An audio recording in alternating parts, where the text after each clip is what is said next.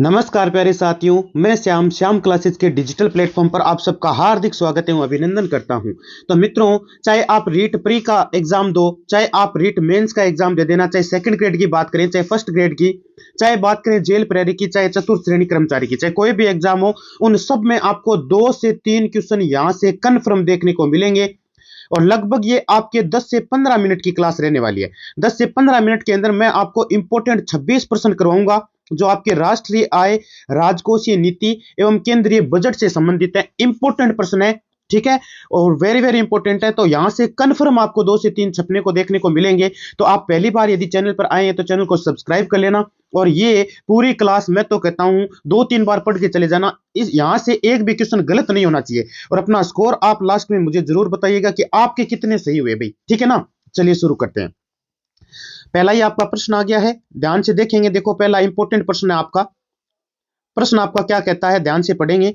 और ये आपके राष्ट्रीय आय और बजट से रिलेटेड अति महत्वपूर्ण प्रश्न। पहला है, राष्ट्रीय आय गणना की किस विधि में मांग पक्ष को ध्यान में रखकर आय की गणना की जाती है।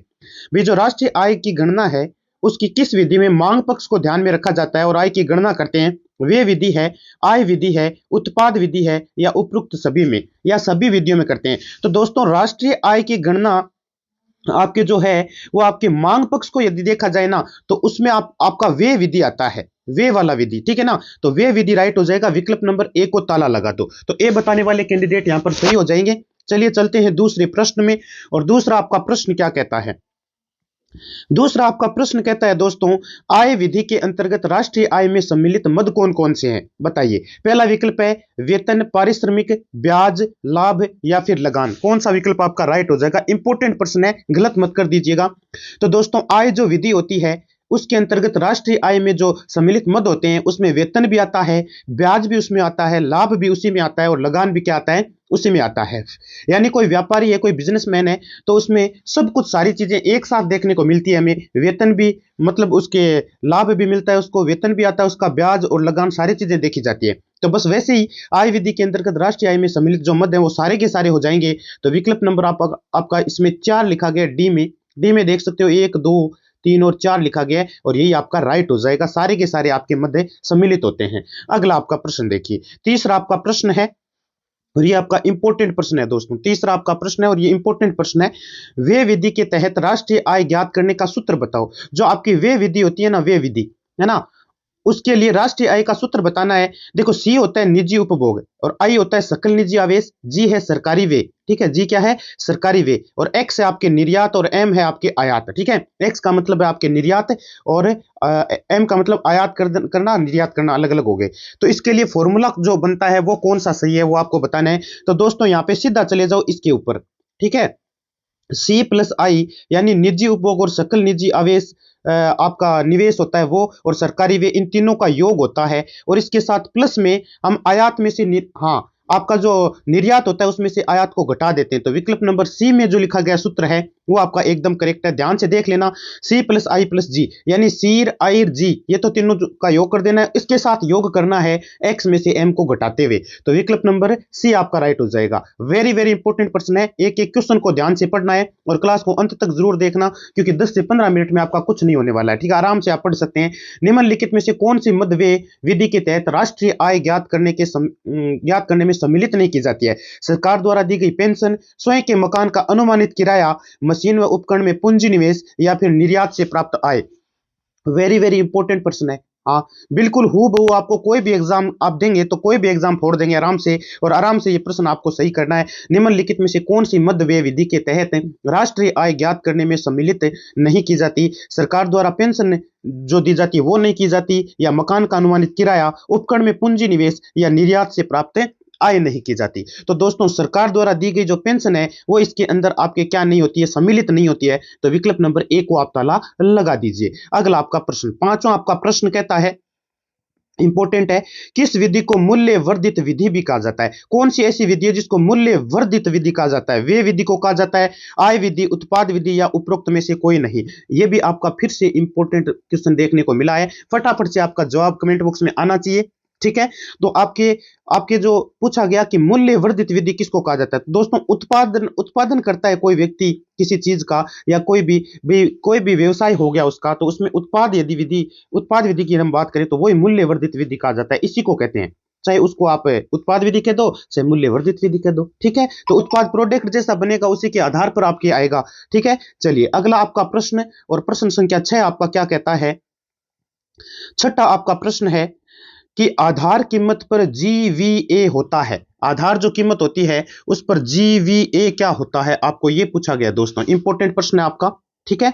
जीवीए पूछा है, बाजार कीमत पर जीडीपी शुद्ध अप्रत्यक्ष कर होता है, या बाजार कीमत पर जीडीपी शुद्ध उत्पाद कर होता है, या फिर साधन लागत पर कर जीडीपी शुद्ध उत्पादन कर होता है, या साधन लागत पर जीडीपी शुद्ध उत्पादन कर होता है, कौन सा विकल्प आपका राइट हो जाएगा। इंपॉर्टेंट प्रश्न है, छठा प्रश्न आपका है, और फटाफट से जवाब दे दीजिए। तो छठे का विकल्प नंबर कौन सा राइट हो जाएगा, विकल्प नंबर आपका कौन सा राइट हो जाएगा, 2 राइट हो जाएगा। बाजार कीमत पर जीडीपी शुद्ध उत्पाद कर होता है, जीवीए, क्या लिखा है यहां पर, जीवीए। तो विकल्प नंबर बी को आप ताला लगा सकते हैं दोस्तों। चलिए चलते हैं अगले प्रश्न में, और अगला आपका 7वां प्रश्न, इंपॉर्टेंट प्रश्न है भाई। गलत समीकरण की पहचान कीजिए, आपको गलत समीकरण की पहचान करनी है, जो कि N N P F C लिखा है, बराबर लिखा है G N P M P लिखा है, माइनस में मूल्य ह्रास, प्लस में एन एफ आई है। इसमें आपके गलत समीकरण की पहचान आपको करनी है, कौन सी गलत समीकरण आपकी वो आपको बतानी है दोस्तों, ठीक है। 7वां आपका ये प्रश्न है, इंपॉर्टेंट है। तो दोस्तों ये समीकरण जिसमें देखो क्या लिखा गया है, शुद्ध अप्रत्यक्ष कर घटाया गया है, ये तो सही है आपके, ठीक है। गलत समीकरण पहचानना है आपको, और इसमें मूल्य ह्रास माइनस शुद्ध अप्रत्यक्ष कर और एनएफआई ये जोड़ा गया है, ये भी सही है, ये भी आपका करेक्ट है। लेकिन आपका ये पहला जो विकल्प है ये आपका गलत हो जाता है, जिसमें आपके देखो N N P F C और G N P F C कभी भी बराबर नहीं होते, नॉट इक्वल होता है, ये बराबर नहीं होते हैं। यहाँ पे बराबर लिख रखा है और मूल्य ह्रास को घटा रखा है और एन एफ आई ये जोड़ रखा है, तो ये आपका गलत हो जाता है। तो विकल्प नंबर ए को आप ताला लगा सकते हैं दोस्तों। 8वां प्रश्न, 8वां आपका प्रश्न कहता है, चलिए थोड़ा छोटा कर लेते हैं इसको जिससे आपको समझ में आए, इसमें कूट भी लिखा गया है और फटाफट से आपको इसका जवाब देना है। चलो अब दिख रहा होगा सबको, आप कूट भी दिख रहा होगा। क्वेश्चन कहता है व्यक्तिगत आय ज्ञात करने के लिए राष्ट्रीय आय में घटाया जाता है, जो व्यक्तिगत आय है वो ज्ञात करनी है हमें, तो उसमें से राष्ट्रीय आय को घटाया जाता है, ये आपसे पूछा गया है दोस्तों, ठीक है ना। हाँ, तो सामाजिक सुरक्षा में अंशदान, निगम कर, अवितरित लाभांश या हस्तांतरण आय। तो दोस्तों इसमें आपके सामाजिक सुरक्षा में अंशदान ये बिल्कुल घटाया जाता है, निगम कर भी घटता है, और अवंतित जो लाभांश आता है वो भी आपके घटता है। तो आपका विकल्प नंबर पहला, दूसरा, तीसरा तो सही है, लेकिन हस्तांतरण आय इसमें नहीं आती है। तो दोस्तों विकल्प नंबर आपका कौन सा हो जाएगा, 1, 2 और 3 आपका राइट हो जाएगा, यानी सी को आप यहां पर लॉक कर सकते हैं। अगला आपका प्रश्न है 9वां, और यह भी इंपॉर्टेंट प्रश्न है दोस्तों। खर्च योग्य आय या उपभोज्य आय के लिए कौन सा कथन सत्य है। जो खर्च योग्य आय होती है यानी उपभोज्य जो आय होती है उसके लिए कौन सा कथन आपके यहां पर सत्य बताया गया है वो आपको बताना है दोस्तों। तो निजी आय व प्रत्यक्ष कर के बीच का अंतर, व्यक्तिगत आय व अप्रत्यक्ष कर के बीच का अंतर, निजी आय व अप्रत्यक्ष कर के बीच का अंतर, या व्यक्तिगत आय व प्रत्यक्ष कर के बीच का अंतर, कौन सा विकल्प आपका राइट हो जाएगा दोस्तों। बड़ा इंपॉर्टेंट प्रश्न है भाई, है बड़ा इंपॉर्टेंट प्रश्न आपके ये आप यहां पर देखने को मिला है। हाँ, जल्दी से जवाब दे दीजिए। तो दोस्तों खर्च योग्य आय और उपभोज्य आय के लिए कौन सा कथन सत्य है, तो व्यक्तिगत आय प्रत्यक्ष कर के बीच के अंतर को क्या कहा जाता है आपके, ये वो आय कहलाती है आपके, ये कथन आपका सत्य हो जाता है। विकल्प नंबर 4 यानी आप डी को लॉक यहां पर कर सकते हैं। चलिए चलते हैं 10वें प्रश्न में, और 10वां प्रश्न फिर इंपॉर्टेंट है। निम्नलिखित में राजकोषीय नीति व बजट का उपकरण है।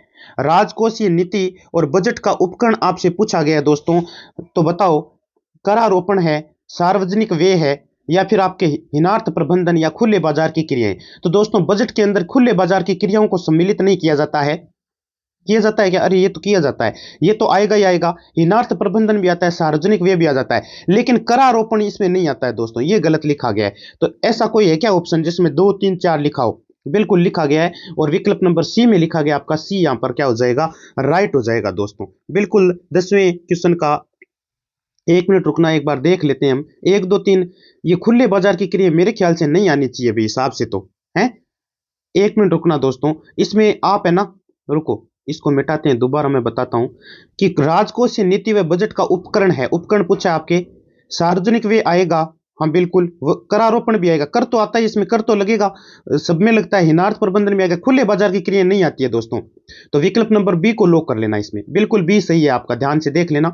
अगला 11वां प्रश्न है आपका, निम्नलिखित में कौन सी मद बजट में पूंजीगत प्राप्ति के अंतर्गत आती है? 11वां आपका प्रश्न इंपॉर्टेंट प्रश्न है। ऋण से प्राप्ति, ब्याज प्राप्ति, विदेशी अनुदान या सार्वजनिक उपक्रम में लाभांश। आपको पूछा है मध्य बजट में पूंजीगत प्राप्ति के अंतर्गत आती है, वो बतानी है।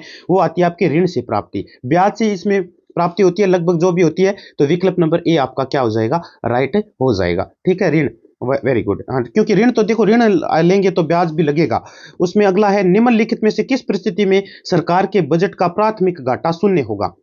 इनमें से बजट का प्राथमिक घाटा जो है वो शून्य होगा जब शुद्ध ब्याज भुगतान शून्य हो, जब राजस्व घाटा व ब्याज भुगतान बराबर हो, जब राजकोषीय घाटा शून्य हो, जब राजकोषीय घाटा ब्याज भुगतान के बराबर हो। कौन सा विकल्प आपका राइट हो जाएगा? किस परिस्थिति में सरकार के बजट का प्राथमिक घाटा शून्य होगा? यह आपसे पूछा गया 12वां प्रश्न, और इंपॉर्टेंट आपका यह प्रश्न हो जाता है दोस्तों। ठीक है, तो फटाफट से जवाब देंगे सभी। तो निम्नलिखित में से किस परिस्थिति में सरकार के बजट का प्राथमिक घाटा शून्य होगा? तो इसमें जो राजकोषीय घाटा जो है ब्याज के भुगतान के बराबर होना चाहिए। राजकोषीय घाटा किसके बराबर होना चाहिए? ब्याज के भुगतान के बराबर होना चाहिए। ठीक है, तो विकल्प नंबर आपका डी यहाँ पर राइट हो जाएगा। चलिए अगले प्रश्न में चलते हैं, और प्रश्न संख्या 13वां आपका, FRBM अधिनियम 2003 कब लागू हुआ था? जो FRBM एक अधिनियम है 2003 का, ये लागू कब हुआ था? 1 जुलाई 2003 को, 5 अगस्त 2003 को, या फिर 5 जुलाई 2004 को, या 1 जुलाई 2005 को हुआ था, है ना? ये आपसे पूछा गया दोस्तों, इंपॉर्टेंट प्रश्न है आपका। ठीक है, 1 मिनट रुकना, इंपॉर्टेंट प्रश्न है आपका। आपको FBRM के बारे में पूछा गया, 1 मिनट रुकिएगा, 1 मिनट। हाँ तो दोस्तों जवाब दीजिए, FRBM अधिनियम कब लागू हुआ था आपके? ये आपसे पूछा गया दोस्तों, 13वां आपका प्रश्न, इंपॉर्टेंट प्रश्न है। तो ये आपके 5 जुलाई 2004 को लागू किया गया था। वेरी वेरी इंपॉर्टेंट प्रश्न है, स्टार लगा लेना और स्क्रीनशॉट ले लेना इसका कि FRBM अधिनियम 2003 पक्का हूबहू छपेगा 5 जुलाई 2004, यानी सी को इसमें लॉक कर दो आप। अगला प्रश्न आपका, और अगला आपका प्रश्न कहता है, निम्नलिखित कथनों पर विचार कीजिए। FRBM एक्ट 2003 में सकल राजकोषीय घाटे को वर्ष 2008 तक GDP के 3% तक के स्तर में लाने का लक्ष्य रखा गया। पहला तो ये है।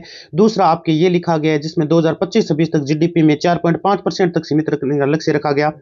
और फिर आपके लिखा गया इसमें बजट अनुमान 2024-25 में राजकोषीय घाटा GDP का 4.9, ये नया तो देखो 4.9, नए 4.5, नया 3% रखा गया। अब इसका एक विकल्प और देखना पड़ेगा, कहां पर रह गया? हाँ, विकल्प देख लो आप, इसमें आपको बताना है, 1 मिनट रुकना। 14वां प्रश्न है क्या ये अपना? 14वां प्रश्न है, कथनों पर विचार करना है। FRBM एक्ट 2003 में सकल राजकोषीय घाटे के वर्ष में 2008 तक GDP में 3%, अच्छा 3% के स्तर को 2003 में बिल्कुल रखा गया था, और 2021-22 से 25-26 GDP में 4.5 बिल्कुल सही है। ये तीनों तीनों के तीनों कथन सही है भाई। ठीक है ना? अब चलो कूट का जवाब दो आप। कूट ऊपर लिखा गया इसमें, सत्य कथनों की सत्य कथन बताने हैं इसमें, तो कौन सा विकल्प राइट हो जाएगा? इसमें 1 2 3 लिखा गया है, डी को लॉक कर दो। अगला आपका प्रश्न है 15वां प्रश्न आपका कहता है, सार्वजनिक वस्तुओं के संदर्भ में असत्य कथन को छांटिए। सार्वजनिक के संदर्भ में आपको असत्य कथन छांटना है। सार्वजनिक वस्तुओं पर उपभोग प्रतिद्वंदात्मक नहीं होता है, बिल्कुल सही है।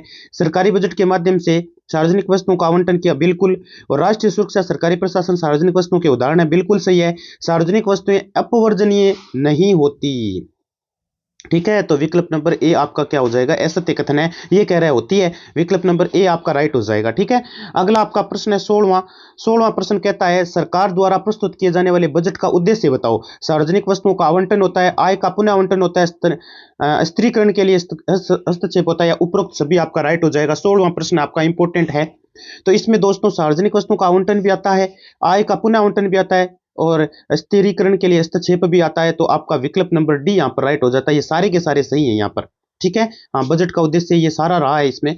और अगला आपका प्रश्न है, हाँ, अगला प्रश्न आपका, केंद्रीय बजट 2024-25 में 4 प्रमुख जातियों पर बल दिया गया, निम्नलिखित में से कौन सी इनमें सम्मिलित नहीं है? अन्नदाता, महिलाएं, गरीब, या फिर दलित। जो केंद्रीय बजट 2024-25 है, अपने जो राजस्थान में दिया कुमारी जी ने जो प्रस्तुत किया था बजट, उसमें 4 प्रमुख जातियों पर बल दिया गया, उनमें से कौन सी सम्मिलित नहीं है? ये 4 जो नीचे लिखी गई है 17वें प्रश्न में, उनमें सम्मिलित कौन सा नहीं है? तो दोस्तों दलितों को इसमें सम्मिलित नहीं किया गया है। अन्नदाता आते हैं, गरीब आते हैं, और महिलाएं आती है।